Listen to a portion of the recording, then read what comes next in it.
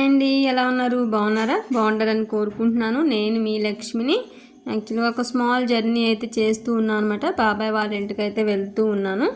ఆటోలో అయితే జర్నీ అయితే చేస్తూ ఉన్నాను. నిజం చెప్పాలంటే అసలు రీజన్ ఏంటో అర్థం కాకుండా 1 మంత్ 2 మంత్స్ నుంచి చూస్తున్నాను. మొత్తం అందరూ లైన్గా అన్సబ్స్క్రైబ్ చేసుకుంటున్నారు.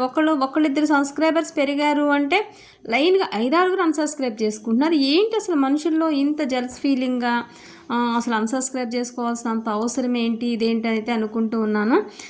చాలా అది రియల్ కంటెంట్తో మంచిగా కష్టపడి పైకి వెళ్ళాలి అనే కాన్సెప్ట్తో వెళ్ళే వాళ్ళని ఎవరైనా పుష్ చేసి మందుకు నడిపించాలి, కానీ అన్సబ్స్క్రైబ్ చేసుకోవాల్సిన అవసరం లేదు. గలీజ్గా చేసే వాళ్ళకి ఇలాంటి వాటికి ఇంపార్టెన్స్ ఇస్తూ మోటివేషన్ టైప్లో ఏదో చేయాలనుకునే వాళ్ళని డిస్కరేజ్ చేయడం అనేది అయితే కరెక్ట్ కాదు, మానవత్వం అయితే అనిపించుకోదు. ఇక్కడైతే నేను బాబాయ్ వాళ్ళ ఇంటికి అయితే వచ్చాను. జర్నీ అయితే ఫినిష్ అయిన తర్వాత కొంచెం ఫ్రెష్ అప్ అయిపోయి బాబాయ్ అయితే గేదెలది అయితే ఉన్నాయన్నమాట. గేదెల దగ్గర అది హడావుడిగా ఏదో పనులు చేసుకుంటూ ఉన్నారు. యాక్చువల్గా అది ఈవినింగ్ టైంలో పాలు తీసుకునే టైము.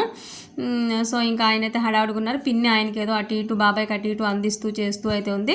నేను చుట్టూ మొక్కలు అవి ఇవి వీడియో తీసుకుంటూ ఉంటాను కదా, మొత్తం కల్చర్ అంతా కూడా అటు ఇటు చూస్తూ ఉన్నాను. తమలపాకు చెట్టు అయితే బాగా మంచిగా వచ్చింది కదా అనుకుంటూ 4-5 ఆకులు అయితే గిల్లుకుంటూ నోట్లో పెట్టుకుంటూ వాళ్ళకి ఏదో వచ్చారు నోటికి వచ్చిన సోదనలా ఏదో చెప్తూ నేను వీడియో అయితే తీసుకుంటున్నాను. నేను మ్యూట్లో పెట్టి వాయిస్ ఇస్తున్నాను కాబట్టి మా మోత గోల ఇవైతే మీకు వినిపించకుండా ఉన్నాయి అన్నమాట. ఎందుకంటే వాయిస్కి డిస్టర్బెన్స్ వస్తుంది కాబట్టి. ఇది చిక్కుడి కాయలు వచ్చే టైం కాబట్టి చిక్కుడు పందిరి అవన్నీ వేశారు. అరటి చెట్టు గెలలు అయితే వేసింది కానీ కొంచెం చచ్చిపోయినట్టుగా ఎండిపోయినట్టుంది ఏంటి అని అంటున్నాను. నువ్వు రావట్లేదు కదా, అందుకని నీమే బెంగ పెట్టుకున్నట్టు అయిపోయింది అని పిన్ అయితే వెటకారంగా నవ్వుతుందనమాట. అవునా సరే అయితే అని నవ్వాను. ఇంకా బాబాయ్ వాళ్ళు అయితే ఇదివరకు నా చిన్నప్పుడైతే 7-8 గేదెల వరకు ఉండయి.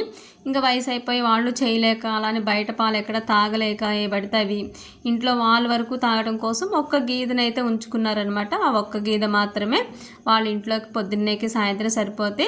సో ఇంట్లో బాబాయ్ వాళ్ళ మనవరాలు కూడా ఉంటారు. బొడ్డోడు ఏం చేస్తున్నాడు, లేచాడా లేదా నేనైతే లోపలికి వెళ్ళి అయితే చూస్తున్నాను. వాడైతే ఇంకా పడుకునే ఉన్నాడు. సో ఇంక ఇంతసేపు పడుకున్నాడు, నైట్కి పడుకుంటాడో లేదా లేపేయచ్చు కదా అని అంటున్నాను. వాడే పడుకుంటాడు లేవే బాబు, ఇప్పుడు లేప మాకు నాకు పని ఉందని పిన్ అయితే అంటుంది. సరే అని చెప్పేసి ఇంకా మళ్ళీ బయటకు అయితే వచ్చేస్తూ ఉన్నాను. పిన్ అయితే అటు ఇటు బాబాయ్కి అయితే అన్నమాలు అందిస్తూ అటు ఇటు తిరుగుతూ ఉందనమాట.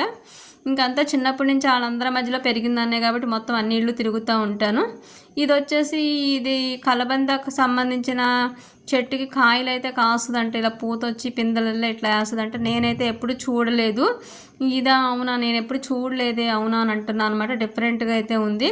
మీలో మరి ఎవరికి తెలుసో లేదో నాకైతే తర్వాత కామెంట్ చేయండి.